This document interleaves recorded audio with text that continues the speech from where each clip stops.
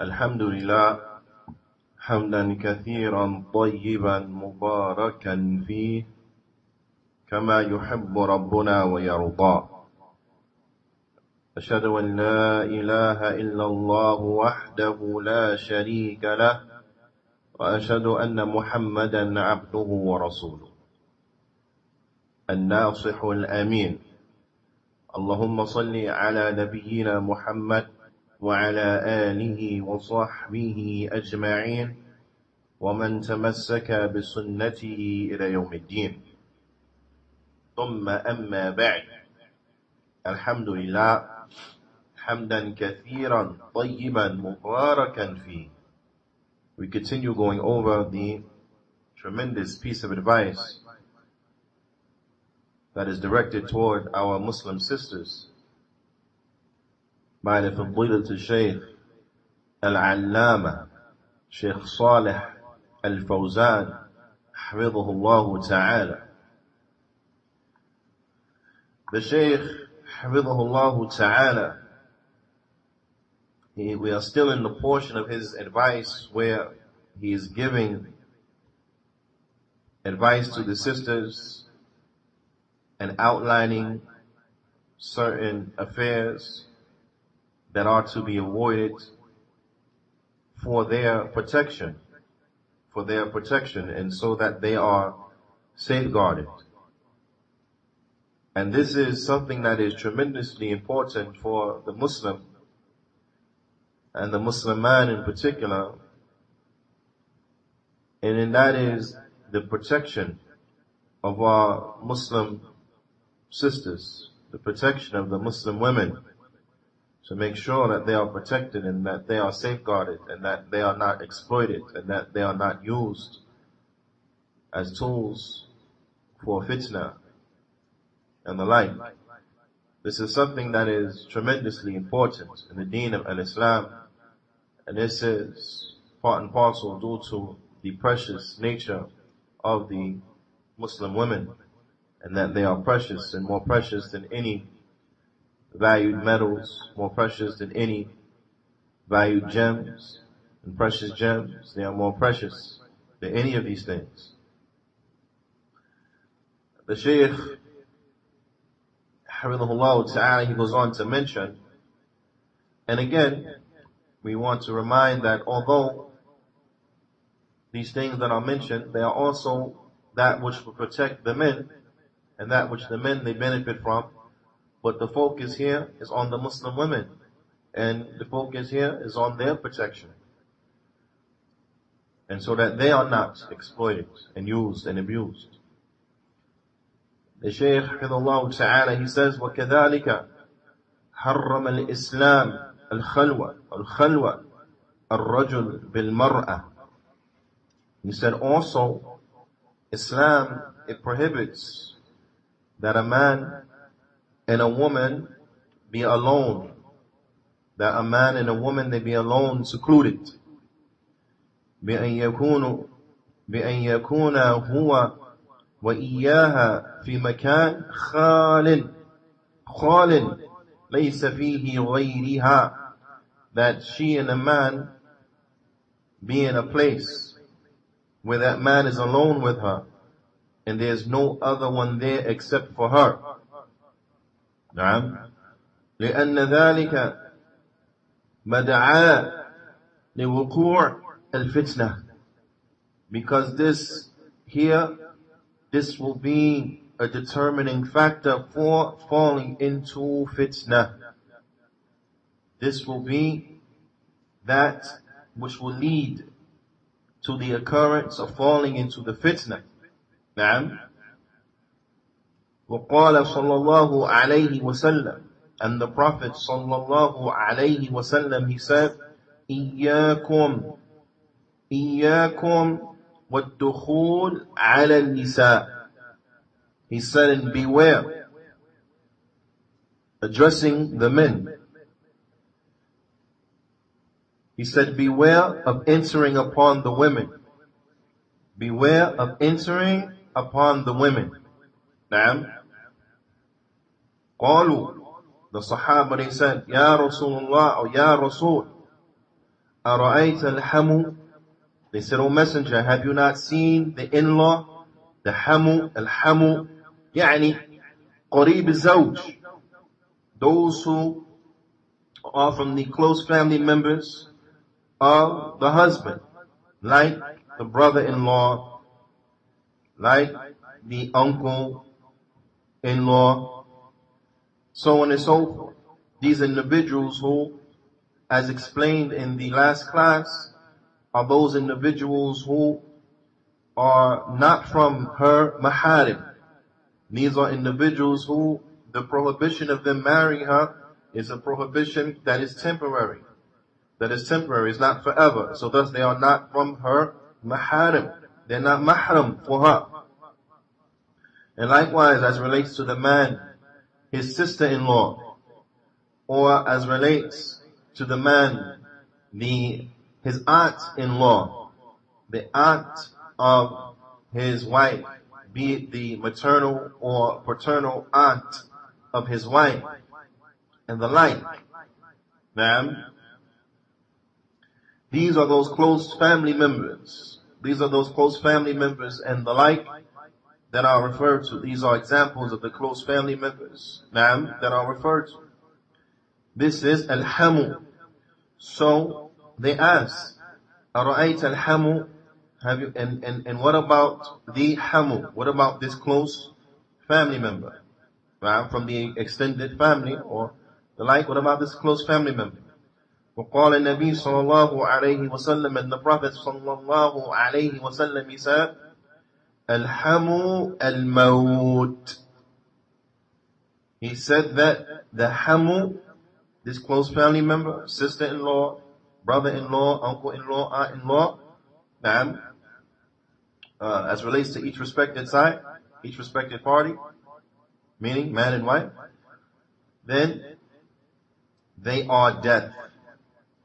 That close in-law that's not maharim, then they are death. They are death. And this hadith is from the hadith of Uqbah bin Amir radiyallahu ta'ala anhu, and it is collected by Imam al-Bukhari. It is collected by Imam al-Bukhari rahimahullah ta'ala. So the hamu is death. We have to beware. يعني, the Shaykh, he says, meaning, أَنَّ خَطْرُهُ أَشَدْ. He said because the danger of this, the like of this relative, it is more. The danger of the like of this relative, then it is more, it's a greater danger. The Shaykh, he says, لِمَاذَا? And why is this? Why is this? Why is the hamu greater? Why is that sister-in-law more dangerous to the husband than other than her?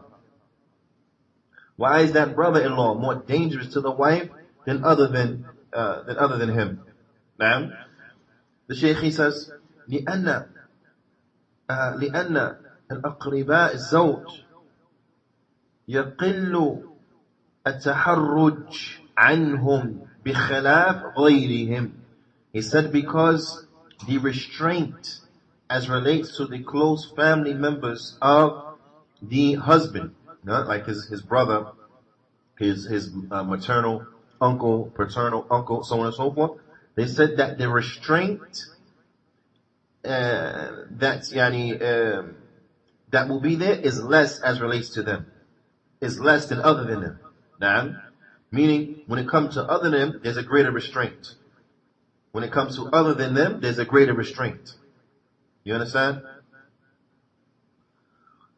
The Shaykh, he says, فَإِنَّ التَّحَرُّجْ عَنْهُمْ مُيَسَّرٌ. He said because the restraint as relates to them, it is laxed. The restraint as relates to them, it is laxed. So you will find, for example, more times than not, an individual who may be very well restrained as relates to other women.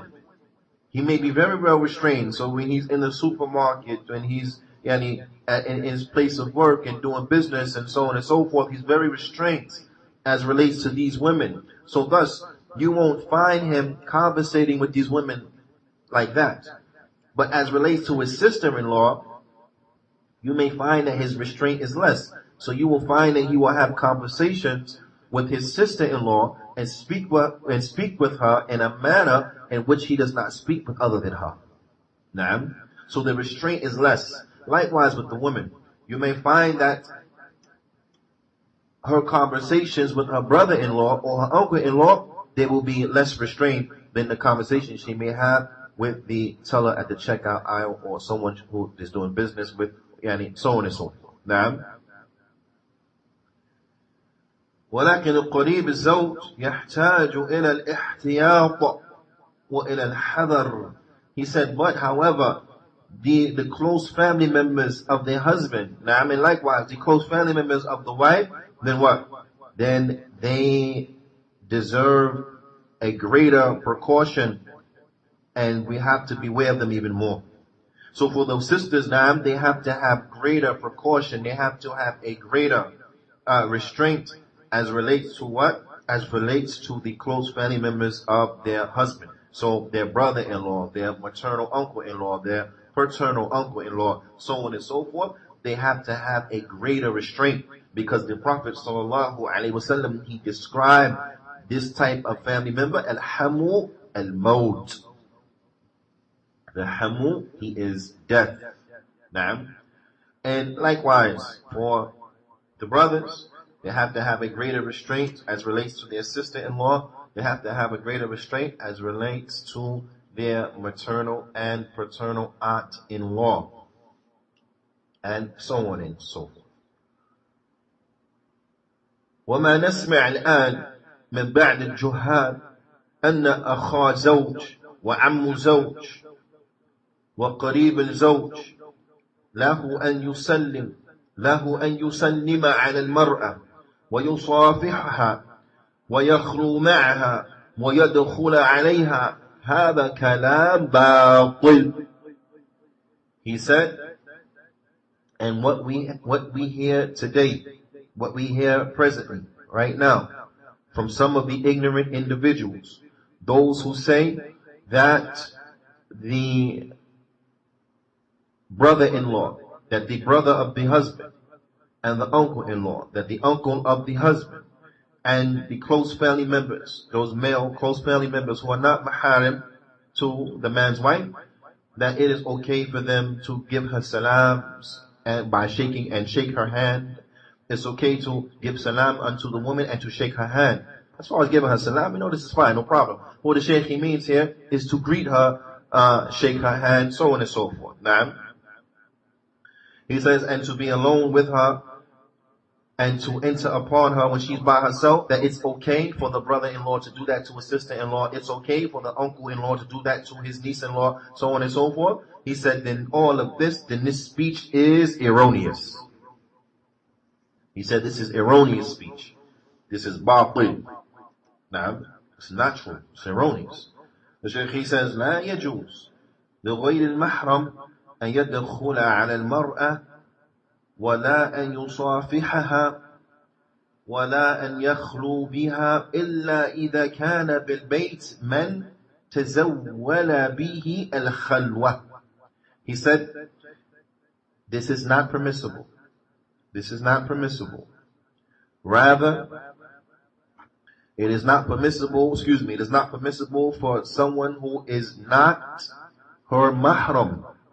It is not permissible for someone who is not her mahram to enter upon her and to shake her hand. Ma'am, to shake her hand. So now how much more so a hug? How much more so a hug than a kiss on the cheek? Ma'am, it's not permissible. It is not permissible for someone who's not her mahram to shake her hand, nor to be alone with her. Nor to be alone with her in a house, or to be in a house with her, except that there's present someone else who will negate seclusion. You understand? So he can't be in a house with her unless someone else is there. Unless someone else is there, and thus they are not secluded. So it is important for the men, that we are observant of these rules and regulations with ourselves. and that we ourselves do not enter upon the women who we are not mahram for, and that we avoid being in seclusion with a woman who we are not mahram for. Now, we have to observe this ourselves firstly. Also, we have to make sure that this is being observed as relates to our women folk. So we have to educate our wives, educate our daughters, educate our nieces and nephews, so on and so forth. But we have to make sure that the women in our family, first and foremost, they know and they understand this. They know and they understand this. And then we have to make sure that these rules are being observed. We have to make sure that these rules are being observed in our households, in those places in which we have authority over. And we have to make sure that we are calling to the good and forbidding the evil and advising with good advice in a good manner. When we see that these things are being violated, then we have to say something. We have to remind them this is not permissible. We have to remind them, fear Allah. Especially when there are big Muslim families and then they have family functions, be it on the Eid, and so on and so forth, be it during Ramadan, and you have iftar at the family house and there's a large extended family, then we have to be very careful. Have to be very careful that the communications and the entering and going and leaving and so on and so forth, that they are not done inside of a manner that infringes upon any of this. We have to be on our P's and Q's more so. We have to be on our P's and Q's more so. And there are many reasons, we mentioned some of these reasons in the last class, but subhanAllah, we have to be on our P's and Q's. Because when it comes to the close family members like this, then access to them is very easy. You understand? Access to them is easy. Whereas a person walking down the street, just any person on the street and so on and so forth, it's not easy to gain access to that individual. It's not easy. The person on the street, it's not easy to gain access to that individual. But as far as the close family members, it's easy to gain access to those individuals. It's easy. If you wanted their cell phone number, you can get it, right? It's not hard. It's easy to get it. Now, as far as their residence, where they live, you know where that is. So it's easy. So the access, because of the access being more easier, then the danger is more.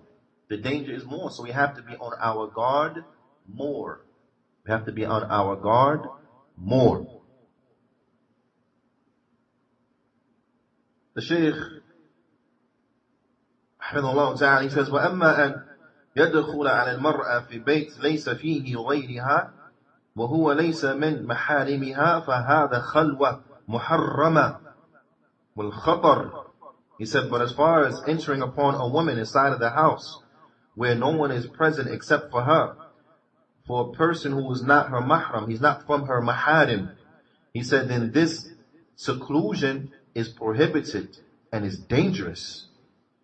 أو أن يدخل عليها في غرفة, or listen, or that you enter upon her inside of a room خالية ليس فيها غيرهما, that you enter into a room with her. So now listen, if there's no one else with you alone with her in the house, this is khalwa, right? There's no one with you in the house. You want her in the house alone? Then this is khalwa. Or for the sisters, you and this man are alone inside the house. This is khalwa. This is seclusion that's impermissible. Now what about the situation where there are other people in the house?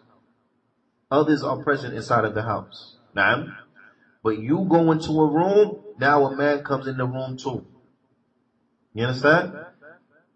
Although there are other people in the house with you, due to the fact that there's no one inside of the four walls, inside of those outer four walls, meaning there's no one else with you alone, there's no one else with you in that room, then this too is khalwa. This too is khalwa, that is muharrama. This too is the seclusion that is haram. So although people are in the other rooms, you go inside of a room, the man come inside the room, none of the other people in the house can see you, nor hear what you're saying, nor see what you're doing. This is khalwa. This is haram. So you have to beware. You have to beware. Because, especially when you have the likes of these family gatherings, and it may be a situation where, there's a room, designated room for the coats. So all the coats are inside that room, so on and so forth. Maybe you go inside your coat to retrieve something from your pocket. Unplanned, your sister-in-law happened to come into the room because she has to get something or whatever, and you find you and her alone like that. You have to fear Allah. She has to fear Allah. Somebody has to walk out very fast and say, hey, when you finish, then I'll come and finish. I'll come in and do what I have to do. Go ahead. You finish, I'll leave. When you leave, then I'll come and do what I gotta do. Now, not take it light. Oh, what you looking for? This you looking for your coat? This is it. Da, da, da. No. Your scarf, here we go. Meaning, her outer scarf for when it's cold, because she can't uncover in front of him. I want to make that clear. She can't uncover in front of him. I mean the outer scarf because it's cold, snowing, whatever. Like this. So on and so forth. We have to fear Allah subhanahu wa ta'ala as relates to the hamu. Because the hamu al-maut. I want you to remember that. If you remember anything else on that hadith that is collected by Imam al-Bukhari, then I want you to remember that sentence. Al-hamu al-maut. Al-hamu al-maut. I want you to remember that. If you gotta write it down phonetically like you think it sounds. Al-hamu al-maut. Literally, I'm serious. If you have to write it down phonetically, A-L-H-A-M, so on and so forth. Now, write it down phonetically. I want you to remember at least that sentence and have it on your mind. Al-hamu al-maut. Those close in-laws who are not maharam, they are death. You understand? Wait. The Shaykh, he says, فَهَذَا لَا يَجُوزُ. Being alone with a woman inside of a room, just you and her, is not permissible. لِأَنَّهُ سَبَبْ لِوُقُوعِ الْفِتْنَةِ. Because this is a reason and a cause that leads to fitna. It leads to trials, it leads to tribulations, it leads to haram. This is the setting that the haram, it could lead to like that. Do you understand? This is the setting that the haram can lead to. وَلَوْ كَانَ هَذَا الرَّجُلُ الَّذِي فِي الْمَكَانِ طَيِّبًا. Even if this man is in a good place. Even if this man is in a good place. Na'am. Being alone with an individual who you're not mahram for is death. This is what needs, because look, people do not fall into fornication. They do not fall into adultery, except that they're secluded with the person who they're committing the haram act with. Do you understand? They don't fall into adultery. They don't fall into fornication, except that they're alone at some point to commit that act. And usually, previously, they were alone at some point to arrange that act. You see? So, being alone and being inside of this seclusion, then this is from the means of falling into the haram. It's from the means of falling into the haram. It's from the means that instigate the haram. You understand? Because the shaitan, he will beat you down. The shaitan, he will beat you down. Because maybe it started with some glances. Maybe it started with the individual. Not maybe it always starts with the individual. What? Not lowering their gaze. They don't lower their gaze. It's the look. Then after the look, it becomes a speech. It becomes a talk. After the talk, there becomes what? An arrangement. You're setting it up. After that, then there comes the seclusion with the haram. Now, that's how it works. So we have to be careful, and none of us should feel like, no, not me, I'm such strong iman, and so on and so forth, that it's impossible for me to fall into this.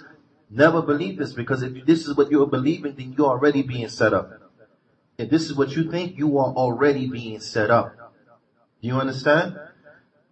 The Prophet sallallahu alaihi wasallam, he told us in a hadith that's authentic, that has been collected by Imam at-Tirmidhi and Imam Ahmad fi Musnadih, from the hadith of Umar bin Khattab radiyallahu ta'ala anhu. The Prophet sallallahu alayhi wa sallam, he said, ما خلا الرجل بامرأة إلا كان ثالثهما الشيطان. The Prophet sallallahu alayhi wa sallam, he said that a man is never alone with a woman. Listen. A man is never alone with a woman. That woman includes your sister-in-law. That woman includes your aunt-in-law. So on and so forth. Damn. A man is never alone with a woman except that shaitan is the third of them. Except that shaitan, he is the third of them. You understand? يعني أن الشيطان يحضر ويزين لهما الوقوع في الفاحشة. That the shaitan, he is present with them and he will beautify for them falling into fornication.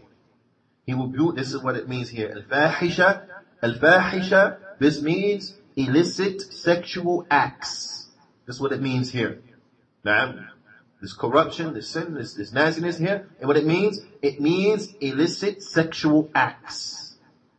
Shaitan, he beautifies that for them. When they're alone, shaitan, he beautifies that for them. لأنه يدعو إلى الفتنة, because the shaitan, he urges and he calls the shaitan, he calls to the fitna.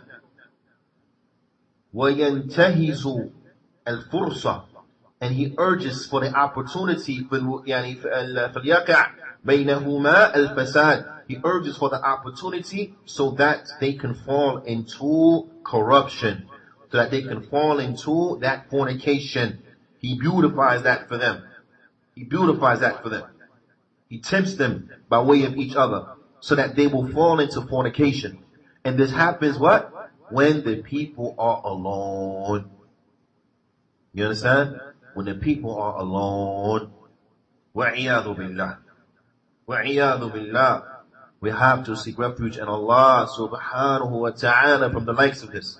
Seek refuge in Allah subhanahu wa ta'ala from the tricks and the traps of the shaitan. We have to be on our guard and observe these rules and regulations because they are there for our protection.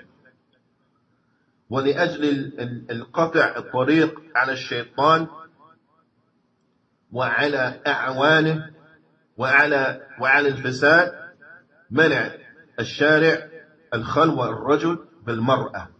And so as to sever the road of shaitan and to sever the road of his helpers and to sever the fasad, falling into fornication and that, then the legislation, it has prohibited that a man and a woman be alone together. It has prohibited that a man and a woman, they be alone together, because that will close the door for that. If the man and the woman are never alone together, then they're not going to fall into the likes of this. They're not going to fall into the haram. You understand?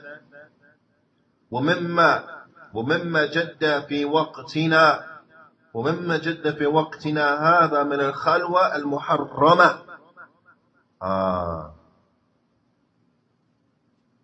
And also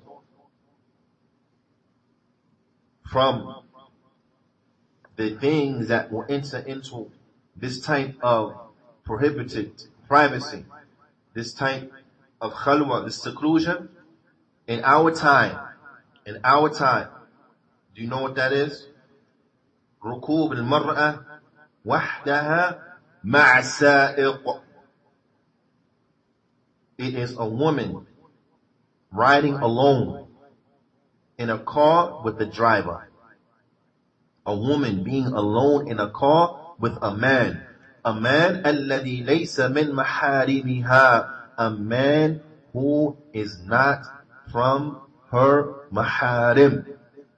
She's alone in a car with a strange man. When I mean strange man, I mean he's not from her maharim. Even though she may know him, right? If he's not from her maharim, then this too is khalwa. This too is being alone. Being alone in a car with a man. يَذْهَبُ بِهَا إِلَى الْمَدْرَسَةِ. Maybe he's taking her to her school. وَإِلَى السُّوقِ. Maybe he's taking her to the marketplace. He's giving her a ride to the supermarket. حَتَّى وَلَوْ إِلَى الْمَسْجِدِ. And even if he was bringing her to the masjid, لَا يَجُوزُ هَذَا. This is not permissible. This is not permissible for a man and a woman to be in a car alone, and that man is not mahram for that woman. This is not permissible, and it enters into the prohibition of the khalwa, of seclusion. لا يجوز للمرأة أن تركب في السيارة وحدها مع سائق ليس محرما لها. It's not permissible for a woman to get into a car with a driver who is not her mahram. So, taking a taxi, woman by herself jumps into a taxi, not permissible. And the man is a driver, and then the driver is a man, it's not permissible. A woman, she need to take an Uber, and she jump into the Uber, and the Uber driver is a man, it's not mahram for her, it's not permissible. Woman need to take a lift, and she jump into the lift, and the lift driver is not mahram for her, it's not permissible. It's not permissible. This is khalwa. This is seclusion. That is what muharrama, khalwa muharrama. It's not permissible. So we have to be on our guard as relates to this. You understand? And likewise, nor is it permissible for the woman to be the driver, and then to pick up men who's not her mahram. You understand? So some women, they drive Uber, and they drive Lyft, and whatever. This is something that it's not advisable, shouldn't be doing. And she shouldn't be doing it.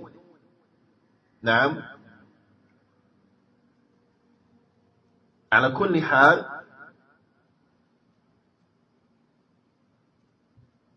we have to be on our guard for this, especially in this age of ride sharing, where it's become very easy to get a ride from somewhere.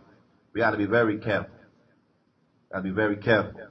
If it is a must, then you request a woman driver. Then you request a woman driver. You demand it. And you don't get into a car with a man who's not your mahram.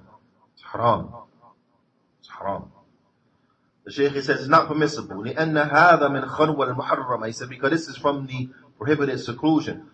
والخلوة محرمة سواء كانت في المنزل, and seclusion is prohibited, whether it is inside of a house, أو في السيارة, or whether it is inside of a car, أو في أي مكان, or anywhere, any place it may be. It is not permissible for a man and woman to be alone therein without someone else being present, for the man who's not mahram for the woman. وهذا مما يجب أن تحذر منها المرأة المسلمة خصوصا في وقتنا هذا الذي كثر فيه الخروج النساء لأعمالهن أو لأسواق أو لزيارة أقاربهن أو غير ذلك.